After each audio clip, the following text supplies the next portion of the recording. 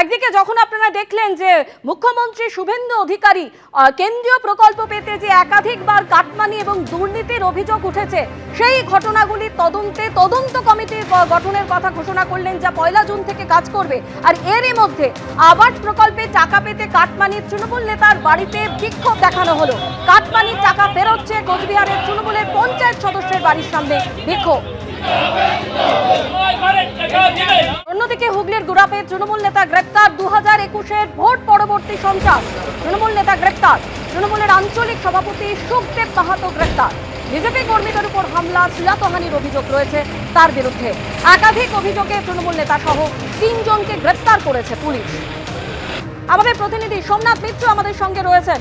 সোমনাথ, একাধিক অভিযোগ রয়েছে যেখানে বিজেপি কর্মীদের উপর হামলা, শ্লীলতাহানি এবং ইতিমধ্যে যেমনটা জানা যাচ্ছে যে ওই তৃণমূল নেতা এবং আরো 3 জনকে গ্রেপ্তার করেছে। ঠিক কি হয়েছিল, কি কি অভিযোগ ছিল তাদের বিরুদ্ধে?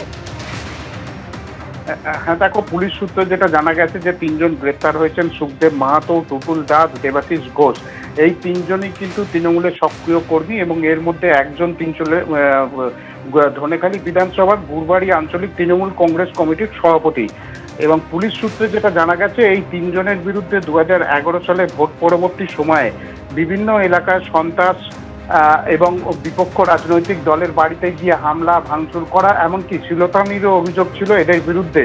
সেই সময় সে সমস্ত আক্রান্ত ব্যক্তিরা অভিযোগ জানাতে না পারলেও পরবর্তীকালে যখন রাজ্যের পালাবদল ঘটে, তারা সাহস পায় এবং তারা গিয়ে থানায় দ্বারস্থ হয় এবং থানায় অভিযোগ দায়ের করে।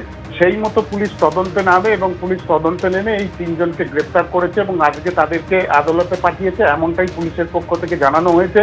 এবং এর মধ্যখানেও 2026 সালেও এই 3 জনের বিরুদ্ধে কিন্তু বিজেপি যে সমস্ত কর্মী ছিল তাদের বিরুদ্ধেও প্রাণনাশের হুমকি দেওয়া হয়েছিল, এমনটাও কিন্তু পুলিশের পক্ষ থেকে জানানো হয়েছে। এবং পুলিশের পক্ষ থেকে এও জানানো হয়েছে যে ভোট পরবর্তী ঘটনায় যে সমস্ত এলাকায় এই ধরনের সন্ত্রাসের বাতাবরণ তৈরি করা হচ্ছে, সেক্ষেত্রে কিন্তু পুলিশ জিরো টলারেন্স ভূমিকা, সেই ভূমিকা পালন করে কিন্তু যথোপযুক্ত আইনি যে ব্যবস্থা আছে সেই ব্যবস্থা গ্রহণ করবে, এমনই কিন্তু পুলিশের পক্ষ থেকে জানানো হয়েছে।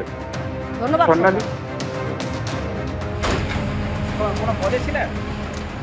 মিডলটন রোতে সেন্ট থমাস চার্চে মুখ্যমন্ত্রী লিয়েন্ডার পেজের প্রয়াত মা জেনিফার পেজকে শেষ শ্রদ্ধা জানাতে গেলেন মুখ্যমন্ত্রী শুভেন্দু অধিকারী।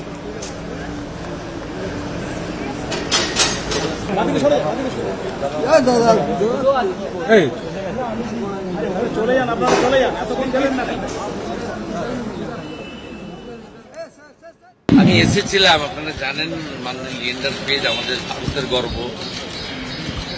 ওনার মাতৃদেবীর স্যাড ডিমাইস হয়েছে, আমি শ্রদ্ধা জানাতে এসেছিলাম এবং ওনাকে আমি কন্ডোলেন্স জানাতে এসেছিলাম।